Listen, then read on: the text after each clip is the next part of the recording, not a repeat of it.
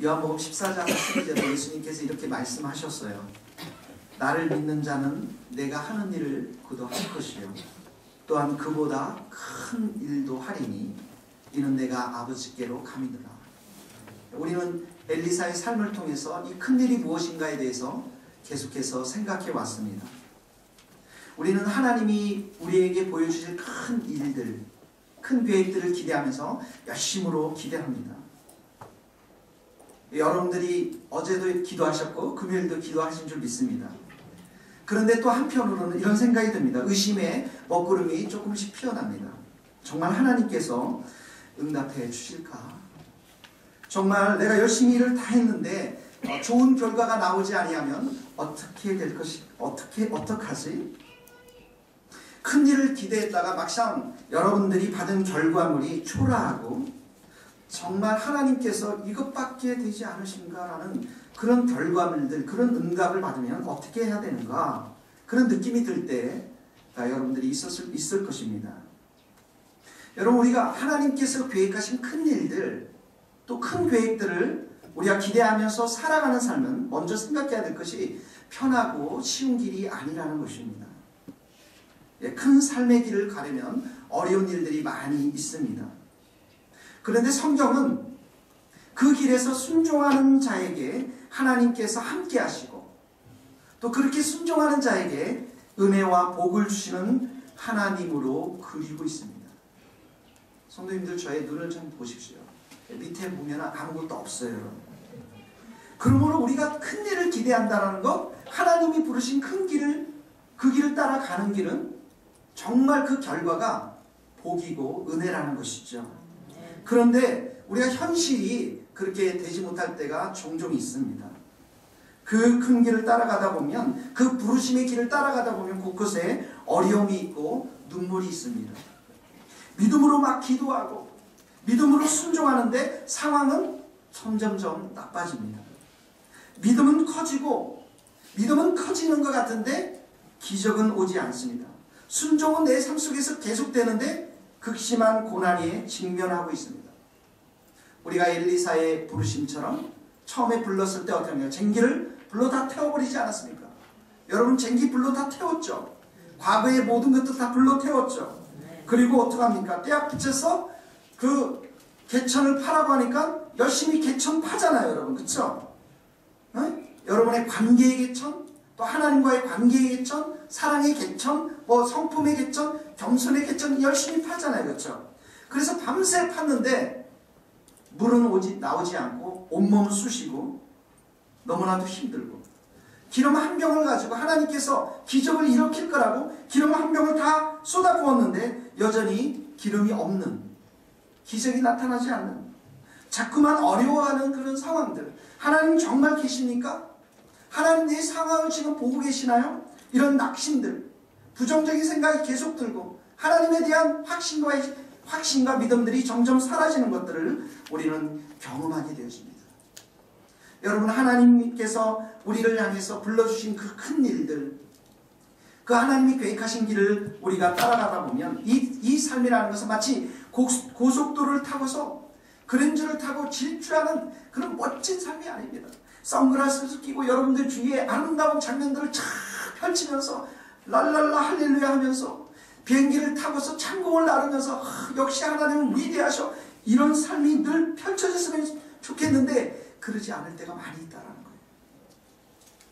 지난 시간 회개하면서 주님, 내가 정말 가장으로서 너무 잘못했습니다. 열심히 회개하고 가정을 지켰는데 결국은 아내와 함께 헤어지는 결과가 있을 수도 있고요. 열심히 기도하면서 하나님, 내 병을 치유할 줄 믿습니다라고 열심히 기둥 잡고서 소나무 잡고서 기도했는데 암은 점점 온몸을 퍼져나가기 시작하고, 내가 새롭게 열심히 일을 해야지, 하나님 새로운 직장에서 열심히 일을 하려고 하는데 직장 상사가 괴롭히고 동료들은 승진으로 해서 이기심으로 가득 차 있고 아래 직원들은 무시하고 편견으로 대한다면 얼마나 힘들고 어렵겠습니까? 자녀가 예수님을 믿고 주님 앞에 돌아오기를 바랬는데, 그렇게 기도했는데 20대를 지나서 30대 중반이 되도록 장가도 안 가고 지국도 안 갔고 가정도 꾸미지 못한 그 아들을 보면서 타들어가는 그 어머니의 기도, 어머니의 마음은 어떻게 된 것입니까? 도저히 우리는 살아가면서 이렇게 이해되지 않는 상황들이 있는 것들을 보게 되어집니다. 하나님이 계시지 않는 느낌들, 하나님이 저 멀리 계신 것 같은 느낌들, 내 상황에 대해서, 내 어려움에 대해서 외면하시고 때때로 침묵하시는 하나님을 우리는 만나게 되어집니다. 여러분, 교회 역사 속에서도 성자가 된 사람들, 하나님의 위대한 일들을 이루었던 사람들은 이런 고난의 시간들을 피해갈 수 없었습니다. 여러분, C.S. 루이스에 대해서 잘 알고 계시죠? 이분의 책을 읽으면서 전 정말 감동을 많이 받았는데 이분처럼 또 고통을 당한 사람이 없습니다. 그래서 그가 쓴 고통에 대한 이해의 책은 머릿속에서 나온 것이 아니라 삶 속에서 나왔어요. 어릴 적 어머님이 암으로 돌아가셨고요. 집에서 그 암 수술을 하면서 그 병원이 없었으니까요. 암 수술을 하면서 어머님이 그 고통스러운 비명소리를 다 들었고요.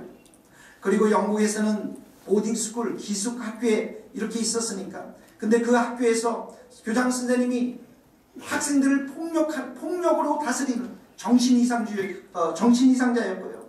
그리고 그 10대 때 만난 그 과외 선생님이 이교도에 빠져있는, 이단에 빠져있는 그런 선생님이었고요. 20대 때는 전쟁에 참여하면서 얼마나 많은 피비린내 나는 살인과 고통들을 겪었고요. 대학의 교수가 되어서는 그 대학 교수들로부터 왕따를 당하는, 그리고 그의 나이 50세가 넘어서 60세가 가까이 되었을 때 사랑에 빠졌는데 그 사랑하는 여인이 암에 걸려서 죽게 될 수밖에 없는 이런 고난의 연속 속에서 여러분, 이런 삶을 살아간다는 것은 쉽지만은 않은 삶일 것입니다. 그런데 여러분, 기억하십시오. 고난은 하나님께서 큰 일을 하시고자 하는데 우리 인생을 통해서 이 고난은 장애물이 아니라 여러분들이 그 길에 하나님이 불러주셨다라고 하는 표지가 된다. 그러니까 내가 여러분이 고난을 경험하는 것은 내가 이 길을 잘못 들어섰구나 그런 게 아니라 내가 제대로 길을 걸어가고 있구나. 믿습니까 여러분? 그 증거인 셈입니다. 여러분.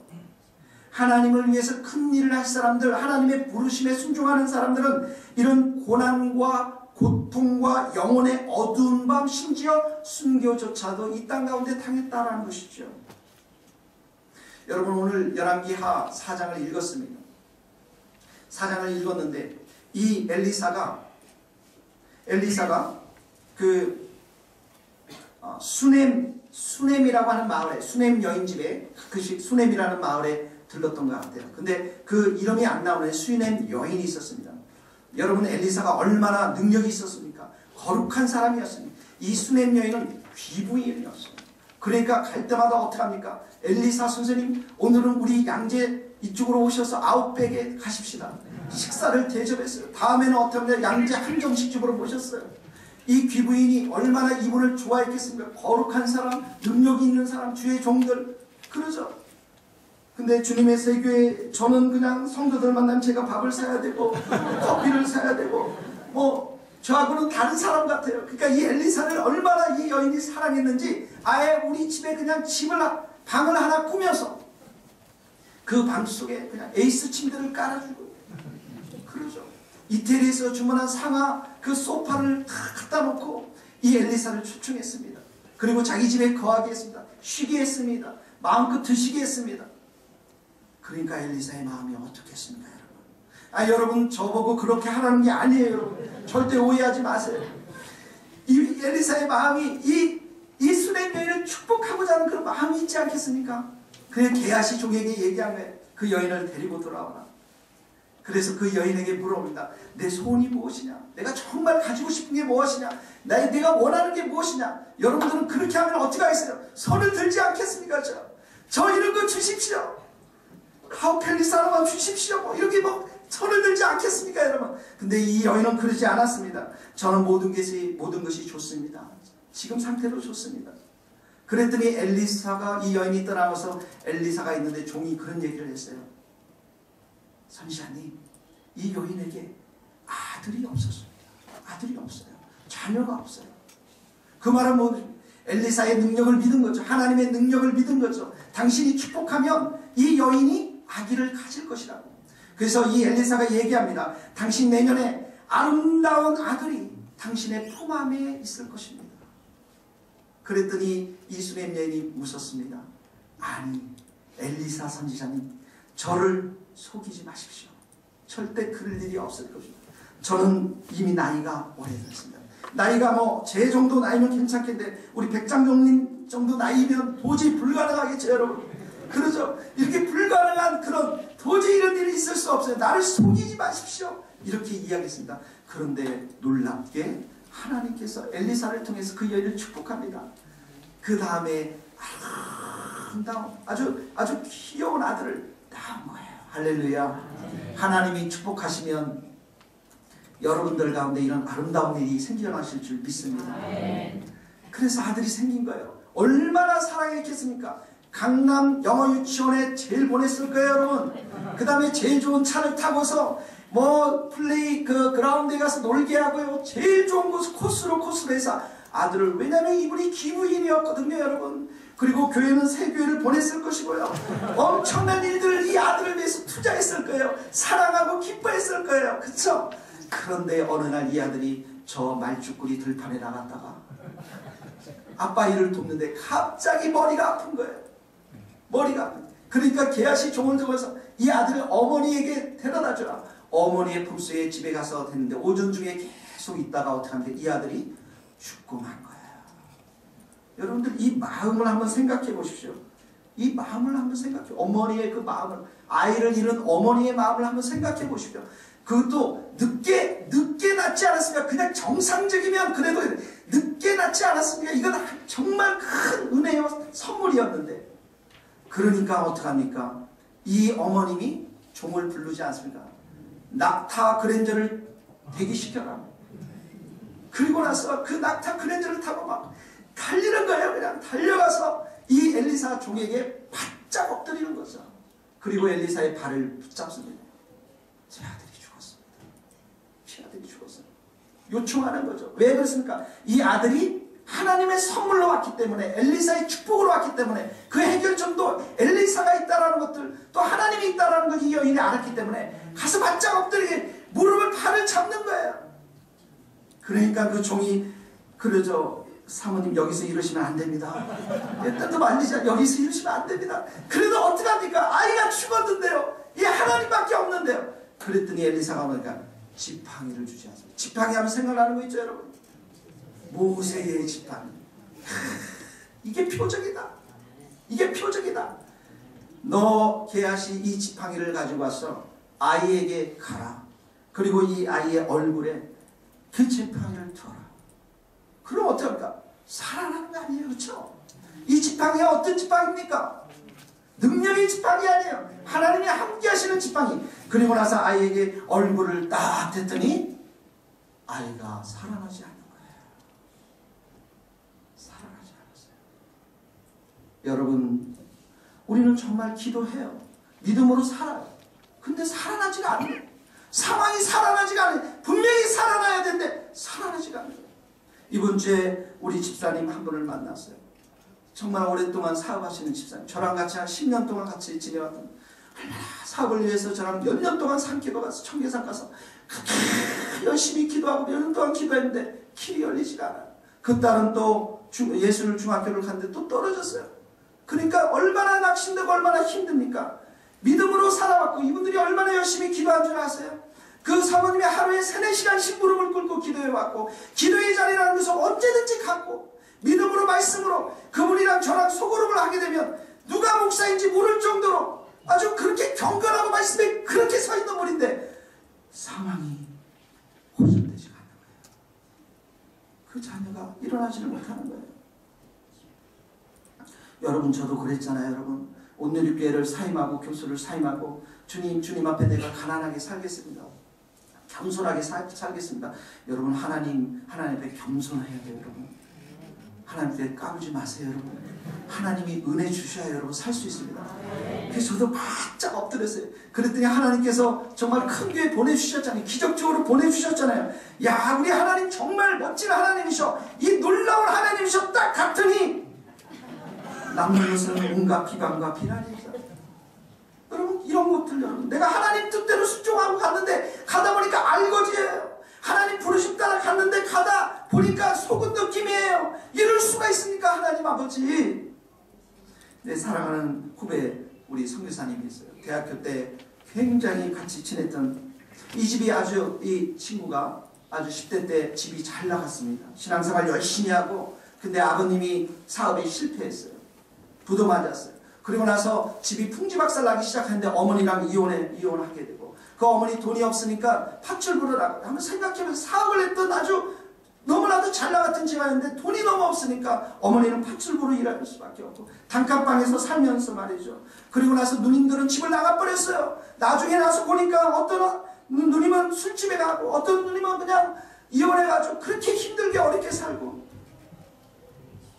가정이 거의 파탄날 지경이었는데 이 후배가 매일 교회 와서 그 대학교의 건물에 와서 눈물을 흘리며 기도하는 거예요.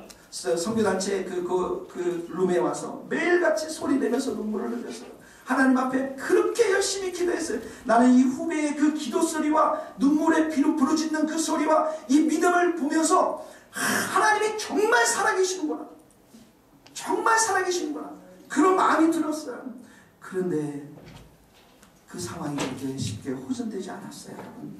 그러면 여러분, 이 후배가 그렇게 눈물로 기도했던 것들, 눈물로 믿음으로 살아왔던 것들은 다 헛된 것입니까, 여러분? 여러분 한번 생각해 보세요. 우리는 눈물을 흘립니다. 기도합니다. 우리는 고통스러워요. 물론 하나님은 여러분, 우리가 눈물 흘린 것, 고통 가운데 있는 것 다 아셔요. 아실 뿐만 아니라 하나님이 우리와 함께 눈물을 흘려주시는 분인 줄 믿습니다. 여러분, 예수님이 장례식장에 갔잖아요. 예수님의 친구 나사로의 그 죽음 가운데 갔잖아요. 그렇죠? 죽음의 장례식장에 갔잖아요. 누이들이 울었죠. 사람들이 많이 울었죠. 예수님도 어떡합니까? 함께 우셨잖아요. 우리의 아픔과 눈물과 고통 가운데 하나님도 예수님도 함께 우시는 줄 믿습니다. 좋아요. 근데 눈물 흘리는 건 좋은데, 그런데 우리는 하나님의 큰 일이 있잖아요. 큰 일. 광야의 길이 나고 좀 사막에 좀 강물이 솟아나고 이런 기적 같은 큰 일이 있지 않습니까? 우리는 능력이 없지만 주님은 눈물만 흘리셔도 되지 않잖아요. 뭔가 보여주셔야 되잖아요. 뭔가 능력을 보여주셔야 되잖아요. 우리는 능력이 없어서 이렇게 울고 있지만 말입니다. 믿고 기도했다가 또 괜히 믿었다가 후회감이 들 때가 있습니다. 때로는 하나님에 대한 불신감으로 찾아올 때도 있고요. 하나님 도대체 어떻게 된 것입니까? 나 더 이상 교회 나가고 싶지 않아요. 나 더 이상 하나님 믿고 싶지 않아요. 나 더 이상 헌교회, 새교회 가지 않고 헌교회로 돌아갈래요. 그냥 딴 교회로 갈래요. 그냥. 그러지 않아요, 여러분? 주님께 열심히 기도했는데 응답받지 못한 것도 많아요, 여러분. 제가 선교사로 유학생들을 돕고자 헌신했는데 그런데 온누리교회에서는 선교사로 갈 거 다 거절해버렸어요. 우리 아내는 그 겸손하고 온유한 남편, 멋진 남편을 기대하면서 선교사로 늙은 요정이 되도록 기다렸는데 주님이 이거 어떻게 된 거예요? 저한테 항상 얘기하는 게 이게 어떻게 된 거예요, 여러분? 예? 이상한 사람이 어떻게 된 겁니까, 여러분? 원로 목사님, 장로님들 회개하기를 그렇게 기도했는데 어떻게 돼? 내가 죽고 나왔잖아요, 여러분. 졸지에 여러분, 대형교회 큰 목사였다가 여러분들의 머리카락도 다 셀 수 있는 그런 목사가 되지 않았습니까? 삶이 더 나아지기를 우리가 기도했는데 상황은 더 악화된 것이죠. 주님 도대체 어떻게 된 것입니까? 믿음이고 기도도 다 팽개치고 싶습니다. 사랑하는 여러분, 그런데 우리가 중요한 것은 비록 우리는 이렇게 실망하면서 때로는 낙심하면서 살아가지만 하나님은 우리의 믿음과 기도를 버리지 않으신다. 결코 하나님은 여러분이 그렇게 믿음으로 몸부림치고 믿음으로 기도했다는 것들을 쓰레기통에 헌신짝처럼 버리지 아니하신다. 여러분이 눈물로 드렸던 그 단 한 문장의 눈물의 기도, 여러분이 그렇게 그 어려움 속에서 발부둥치면서 일어나고자 했던 그 믿음의 행위들, 그 하나를 하나님은 결코 버리지 아니하신다. 그래서 하나님은 여러분의 기도와 믿음의 행위들을 모아두세요. 여러분, 제가 어렸을 때 참 예쁜 여학생이 있었어요. 그 여학생이 참 좋았는데 그 여학생이 점심때만 되면 농협을 가는 거예요. 그래서 따라가서 살짝 봤더니 이만한 스티커가 있는데 그 스티커에 10원짜리 하나를 주면 우표처럼 스티커를 줘요. 그러면서 그 스티커에 다 붙이게 되어 있는데 이 스티커를 10원이니까 50개를 붙이면 500원인가요? 저금이 되는 거예요.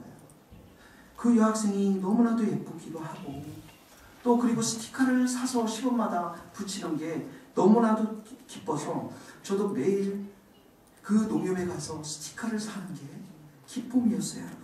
큰 기쁨이었어요. 여러분 저라고 맛있는 사탕 왜 먹고 싶지 않겠어요? 껌, 맛있는 껌, 여러분 맛동산, 그리고 뽑기 이런 거 왜 안 하고 싶었겠어요? 저도 다 하고 싶었다고요.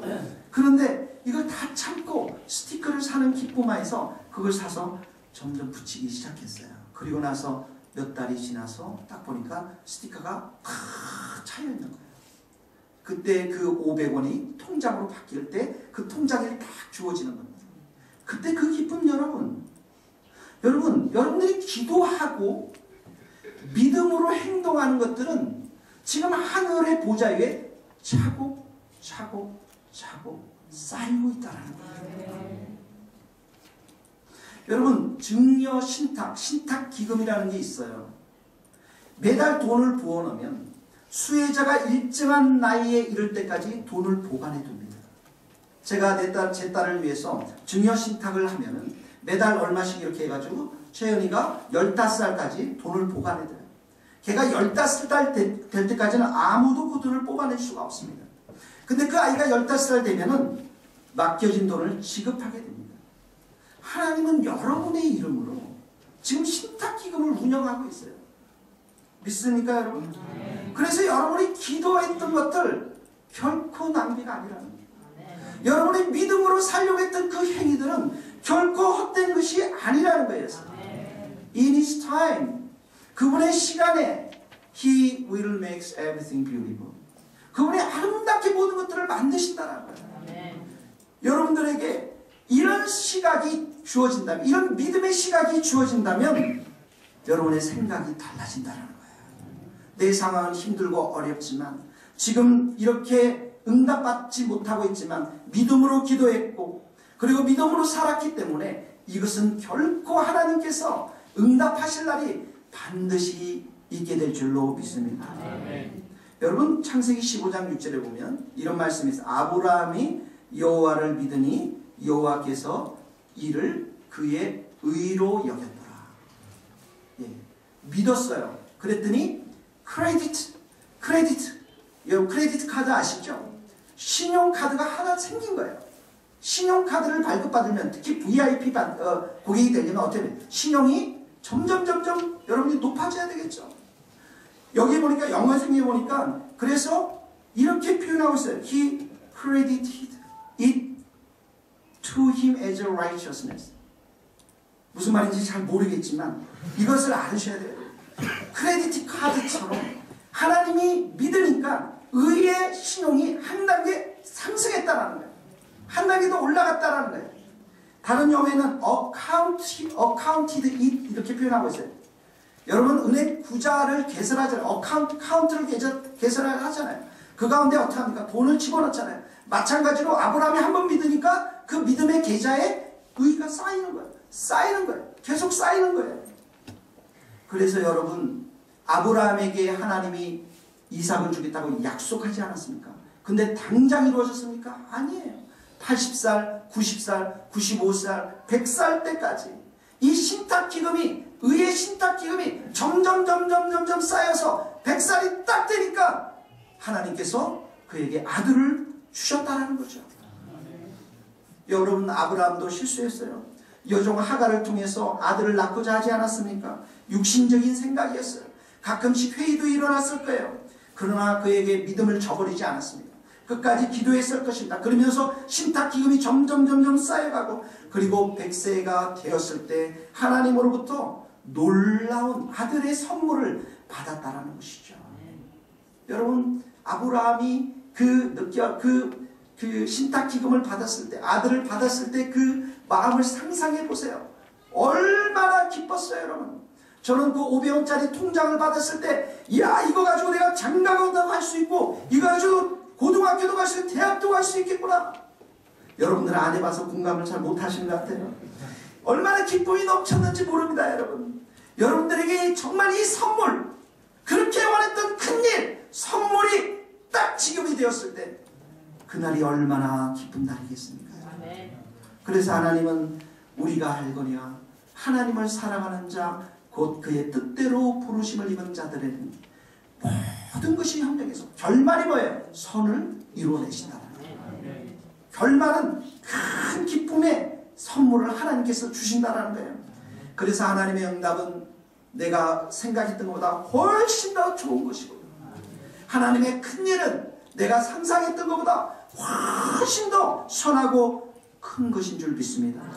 그러므로 하나님은 여러분의 기도와 믿음을 통장에 지금도 잘 보관해 두었습니다. 여러분, 오늘 본문에 보십시오.